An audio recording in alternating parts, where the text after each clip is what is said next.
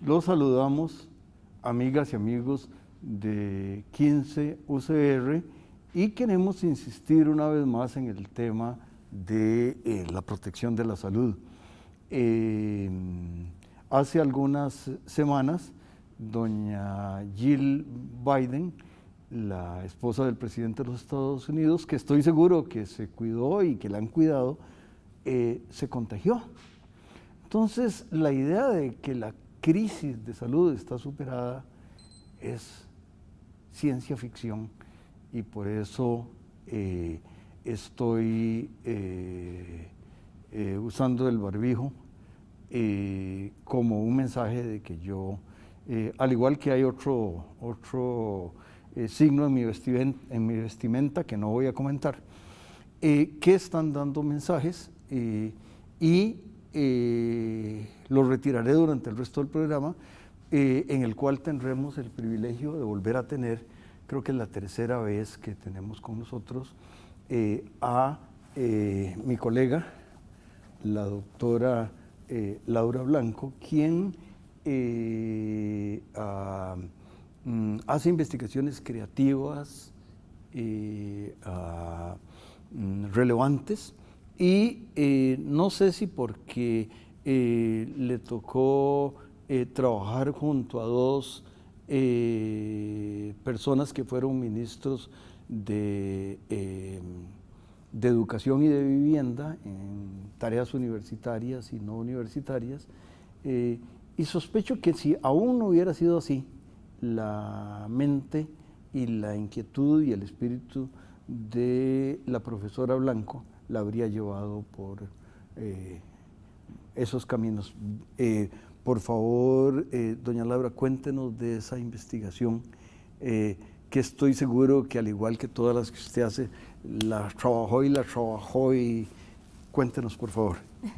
Bueno, primero, gracias, don Juan, por la invitación, y sí, efectivamente es la tercera vez que estoy aquí, siempre es un placer, así es que muchas gracias por invitarme.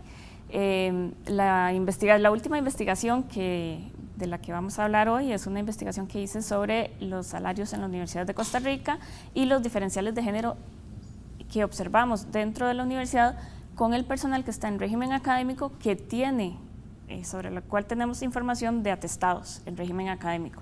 Y eso sí es importante señalarlo, porque la muestra con la que se está trabajando es solo ese grupo, ¿verdad? No estamos trabajando ni con el personal interino, porque no tenemos información, ni las personas que están en régimen académico que escogen no presentar atestados, porque de nuevo tampoco tenemos información y es un grupo con particularidades diferentes, que entonces están excluidos de la muestra. Tenemos información sobre salarios e información sobre régimen académico, es decir, sobre las variables que están asociadas a la productividad del grupo. Y lo que encontramos es que efectivamente en la universidad existe un diferencial salarial de género de aproximadamente 7,8%, es decir, los hombres ganan 7,8% más que las mujeres en la universidad en el salario por hora. Eso es significativo, es decir, el diferencial existe, es de alrededor del 7,8%, pero... significativo, y usted y yo lo sabemos, pero algunas amigas y amigos posiblemente no. Es que significativo quiere decir que hay evidencia estadística de que esa diferencia no fue un evento de la lotería de esta semana. Exacto. Pero, y esto es lo importante, que a mí sí me gustaría resaltar, es que el diferencial es menor de lo que se ve en otras universidades. Por ejemplo, en Cambridge, para el mismo año, porque lo que tenemos son datos del 2019, antes de la pandemia, ese diferencial es del 20%. Y normalmente cuando hablamos de diferenciales salariales en el mercado laboral, andan entre el 10 y el 25%, dependiendo de cómo se midan. Si tomamos a la población de personas con educación universitaria en Costa Rica, lo que tenemos es un diferencial de más del 12%. Entonces lo que estamos hablando es el diferencial de salarial de género que observamos en la Universidad de Costa Rica es mucho menor de lo que observamos en el mundo, en la literatura, en otras universidades y en Costa Rica en el mercado laboral.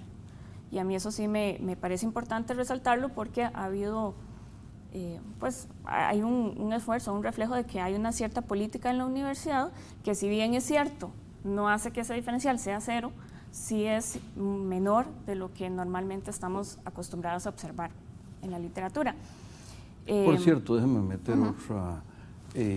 La más notable lingüista que yo conozco, y no la conozco personalmente, es una profesora de la UNAM que nació en Madrid, que se llama Concepción Company, y tiene varios trozos sobre el lenguaje,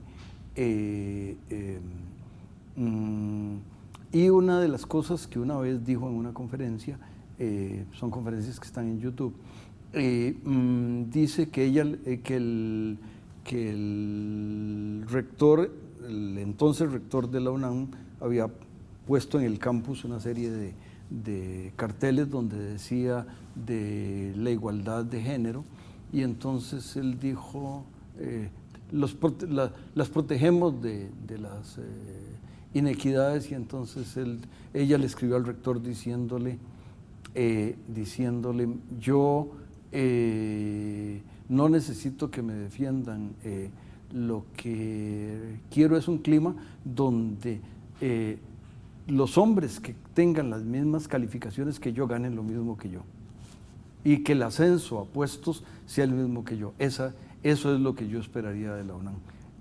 Sí, y en general parece que la Universidad de Costa Rica hace un poquito de eso que doña Concepción, la doctora Company quisiera. Sí, vamos a ver, aquí hay elementos que difieren mucho de los ambientes en otras universidades. Por ejemplo, en la Universidad de Costa Rica y en general en Costa Rica, dado que no hay un mercado grande de universidades, sino que las universidades somos en general las públicas, digamos, las universidades que tienen personal académico, es decir, personal que está contratado, que puede hacer una carrera académica, son básicamente las universidades públicas, y no hay una negociación salarial, sino que hay una regla salarial. Eso es importante, porque entonces eso elimina un espacio que hay para negociar salarios individualmente y en privado, ¿verdad?, como ocurre en otros lados. Las personas, existe un reglamento de cómo se evalúan, y las personas son quienes inician el proceso, ¿verdad? Normalmente se contrata a las personas, en otros lados se contrata a las personas, hay un tiempo, y al final de ese tiempo, que puede ser 3 años, 5 años, se evalúa a la persona, tiene que haber tenido una cantidad específica de publicaciones en ciertas revistas, haber traído ciertos recursos a la universidad. De eso, doña Laura, vamos a conversar una vez que el canal nos invite a regresar.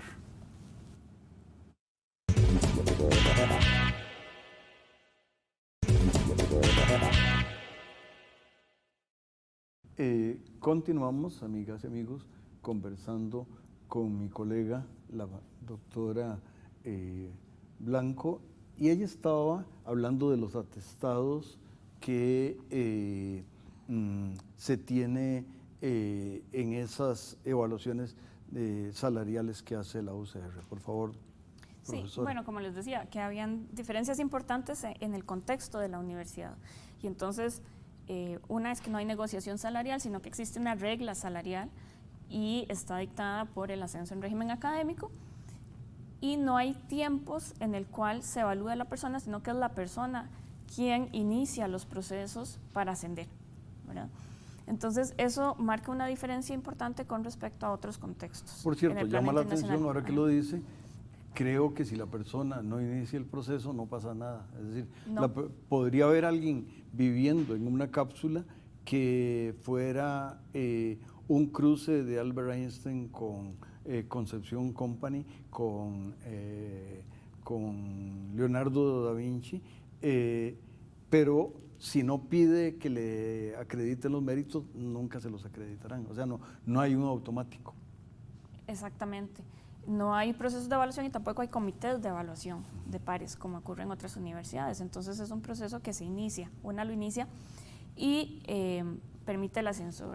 Hay un porcentaje importante de personas que de hecho se quedan como instructoras porque nunca iniciaron ese proceso. Esos no están contemplados en nuestra muestra, no los estamos analizando precisamente porque no tenemos la información sobre esas personas. Para la muestra que sí tenemos, entonces lo que estamos encontrando es que el diferencial que vemos en los salarios lo podemos explicar, que también es un elemento extraño dentro de la literatura porque normalmente los diferenciales salariales de género en su gran mayoría, alrededor del 75%, quedan sin explicar y se asocia eso a la discriminación. En el caso de la Universidad de Costa Rica, como existe una regla salarial, podemos irnos como devolverse un paso hacia atrás y saber, bueno, a dónde está el problema, qué es lo que impide que las mujeres ganen igual que los hombres. Y entonces encontramos que son elementos que están muy fuertemente asociados a la formación de las personas y a la investigación, que como sabemos la investigación es un pilar de la universidad, ¿verdad? La universidad es un centro de producción de conocimiento, entonces la investigación debería ser algo fundamental en el quehacer académico, pero lo que estamos encontrando es que las mujeres en la universidad en menor porcentaje, cerca de 10 puntos porcentuales de diferencia, tienen menos probabilidad de tener doctorados. Como sabemos, el doctorado es la carrera, la formación que prepara a la gente hacia una carrera académica y específicamente hacia la investigación. Entonces ahí hay una desventaja y las mujeres publican mucho menos que los hombres, alrededor de 8,4 publicaciones menos registradas en régimen académico, y entonces eso impide el ascenso. Como resultado, entonces, cerca del 44% de los hombres de la muestra que tenemos son catedráticos, alcanzan la categoría más alta, pero menos del 30% de las mujeres alcanzan esa misma categoría. Entonces, ahí podemos identificar con los datos a dónde está el problema y cómo apoyarlo, ¿verdad? Una vía tiene que ver a través de la capacitación, es decir, apoyar para que sean más mujeres las que sacan doctorados o que lo saquemos, como decía usted, tenemos que buscar esa igualdad, entonces que la contratación que se haga y los apoyos que se dan para continuar los estudios hacia el doctorado sean equitativos entre mujeres y hombres. Esa es una política importante que podríamos seguir. Y el otro elemento importante ahí en el tema de la capacitación es que en mayor porcentaje los hombres estudian en universidades mejor calificadas, es decir, el porcentaje de hombres que estudia entre las mejores 200 universidades es como 5 puntos porcentuales mayor que el porcentaje de mujeres que estudian en esas universidades, y la gran mayoría, pero sobre todo mujeres, estudian en universidades que tienen la misma calificación o inferior que la Universidad de Costa Rica. Y entonces, claro, si tenemos ya desde el inicio diferencias en la formación, vamos a tener después diferencias en la investigación, que además se dificulta porque existen evidencia bastante robusta, varía entre disciplinas, eso sí, aquí hay una gran heterogeneidad entre disciplinas, en unas es más difícil que en otras, pero las mujeres en general entonces publicamos menos que los hombres, tomamos más tiempo para hacer las investigaciones, más tiempo para revisarlas, y los comités editoriales de las revistas también duran más en revisar los trabajos de las mujeres. Las mujeres además tienden a tener una carga docente más alta que los hombres y entonces tienen menos tiempo para investigación, y todo eso se refleja en el proceso del ascenso en régimen académico, ¿verdad? ¿Cómo, y no sé si la muestra permitió hacerlo, ya reunir la muestra, yo que en alguna época me ensuciaba las manos con números, sé de las tragedias que eso es, yo sé que hay un concepto de obra artística o obra cultural, pero como en la universidad es una universidad, viva la diversidad en este lugar, y entonces en las bellas artes, y está por ejemplo el brillantísimo y admirado por mí Jacques Agot, que además es el doctor Jacques Agot, porque además de ejecutante es un montón de otras cosas. pero no es lo típico. Si tuviéramos a Beethoven, no alcanzaría ni de instructor, además a él no le interesaría posiblemente ser instructor, pero Beethoven no tenía estudios académicos ni publicaciones, excepto 9 sinfonías y un montón de otras cosas. ¿Cómo se hace con las artes? No, régimen académico sí evalúa las obras artísticas, obras profesionales y las obras académicas. Ajá. Entonces, cuando entramos a analizar la puntuación que se tiene ¿verdad?, de las obras, efectivamente los estudios generales y artes más bien son de las facultades que más producen. Ah, qué interesante. Si lo desagregamos por escuelas, uno empieza a ver que también hay mucha heterogeneidad dentro de las facultades. Por ejemplo, en letras, filología y filosofía producen mucho, pero lenguas no. Y ahí también hay una segregación de género entre las escuelas. Entonces, por los datos que tenemos, el análisis se hizo a nivel de facultades, no de escuelas, pero sí hay mucha heterogeneidad en cómo se puntúa a las facultades y también cómo se puntúa a las mujeres y a los hombres. Encontramos una diferencia de 0.05 puntos entre mujeres y hombres, y entre facultades hay diferencias significativas. Por ejemplo, en ciencias económicas, relativo a ciencias sociales, nos dan una cierta penalización de 0,2. En promedio, lo que se evalúa por una obra es de 1 punto. Entonces, es una penalización muy fuerte, igual que se penaliza la coautoría. Bueno, la coautoría y otros temas serán tomados en el tercero y último segmento de este interesante programa.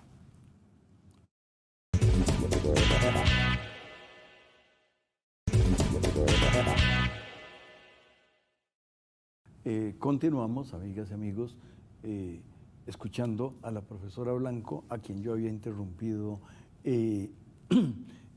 una vez más. Por favor, doña Laura.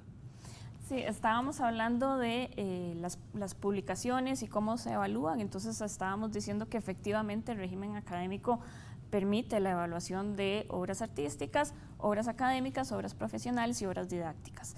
De entre todas ellas, a las que reciben mayor puntaje, y decíamos, es algo intuitivo, tiene sentido, dado que es una universidad, son los libros y los artículos académicos. Entonces esos reciben muchísimo más puntaje que, bueno, no muchísimo más, pero significativamente un puntaje superior que las obras didácticas o artísticas. También decíamos que existe un diferencial de género en el puntaje que se da en las publicaciones. En promedio, las publicaciones reciben 1 punto y las mujeres reciben 0.05 puntos menos que los hombres en promedio. El rango de evaluación va de 0 a 4, entonces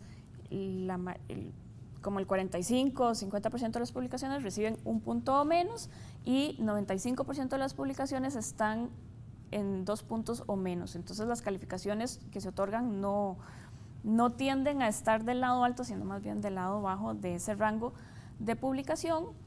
Y la investigación nos permite también observar unas ciertas relaciones que son curiosas o inesperadas entre los diferentes valores que hay en régimen académico. Por ejemplo, existe una relación negativa entre la cantidad de publicaciones que la persona tiene y el puntaje promedio que la persona recibe por esas publicaciones.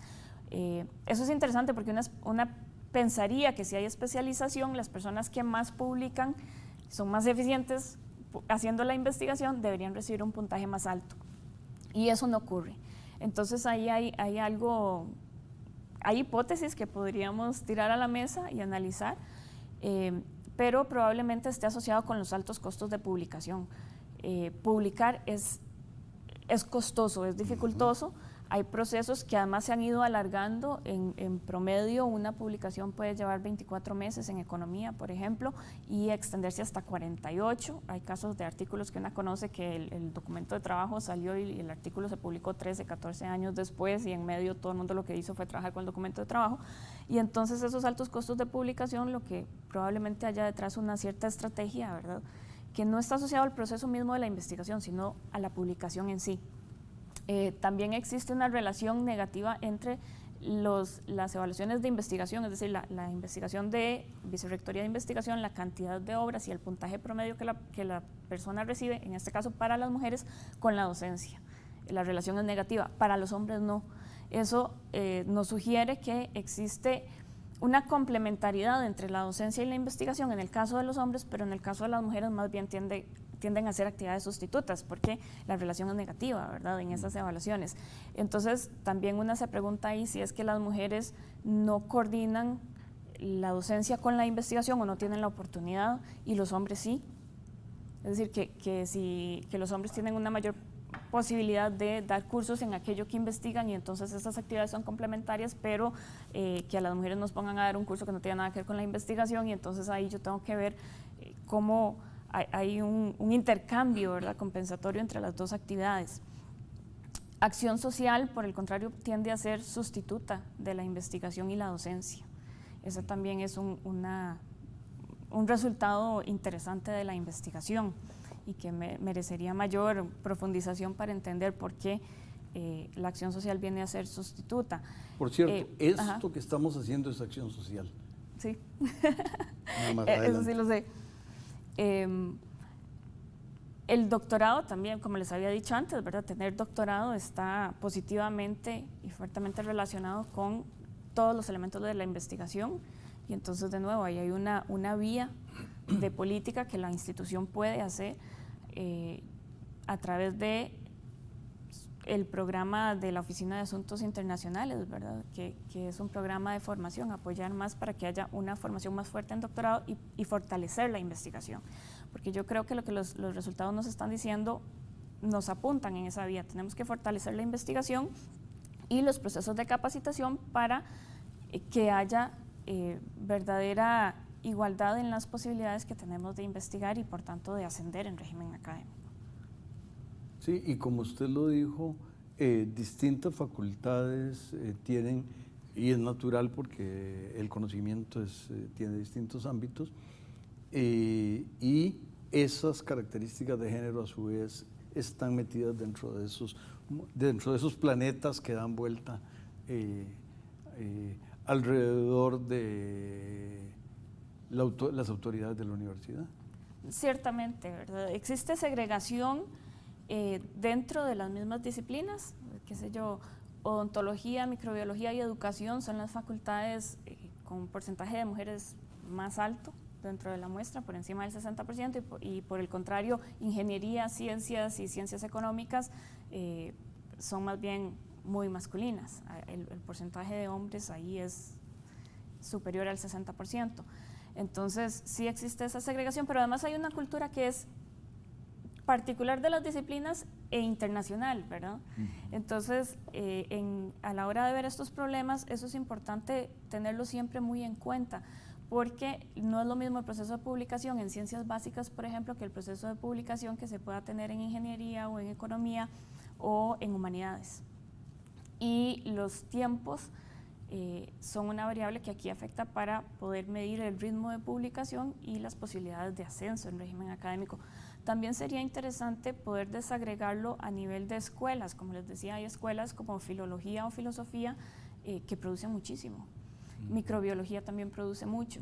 Entonces, podrían ser escuelas que una en investigaciones futuras podría tomarlas y analizarlas individualmente para saber cuáles son las culturas asociadas alrededor de esas escuelas y cómo funcionan para apoyar a otras escuelas que tal vez tengan una cultura de menor publicación. ¿Está pensando usted, profesora, continuar en esa línea de, por ejemplo, de focalizar en microbiología y las otras escuelas, comillas, exitosas? O, yo siempre estoy pensando en proyectos, el problema es el tiempo. Pero ahorita lo que estamos... Déjeme contarle una cosa. Cuando existía la licenciatura, y yo tengo culpabilidad en lo que no voy a decir, uno tenía la ilusión, tenía la posibilidad de convencer a estudiantes de que las cosas que uno quería hacer las hicieran, y entonces era una maravilla, pero bueno. Sí, ahorita lo que estamos viendo, y tiene que ver un poco con el contexto nacional, es cómo los diferenciales más bien de salarios en el mercado pueden afectar a la universidad, porque ahí es con todas las reformas que se están dando, la ley de empleo público que se va a implementar, el tope fiscal, etcétera. No es lo mismo las escuelas, la afectación que una puede esperar de escuelas en donde el salario de mercado es muchísimo más alto que el de la universidad, que en otras áreas en donde el salario de mercado que la gente pueda tener no es tan alto o es similar, y entonces la afectación que va a haber en escuelas va a ser diferente. Uno esperaría que, bueno, yo temo más bien que haya salida de ciertas escuelas de personal que quiera ubicarse fuera de la academia por un tema salarial. Entonces, las investigaciones que estamos haciendo ahorita van más bien en esa vía, con las encuestas nacionales para poder determinar el costo de oportunidad, el salario alternativo que tendrían las personas en este contexto. Pero eventualmente esa otra investigación la tengo ahí pendiente. Y tenemos pendiente recomendarle a las amigas y amigos que se queden con los espléndidos programas de 15 UCR, y a usted siga adelante, profesora. Gracias, y gracias, don Juan, por la invitación.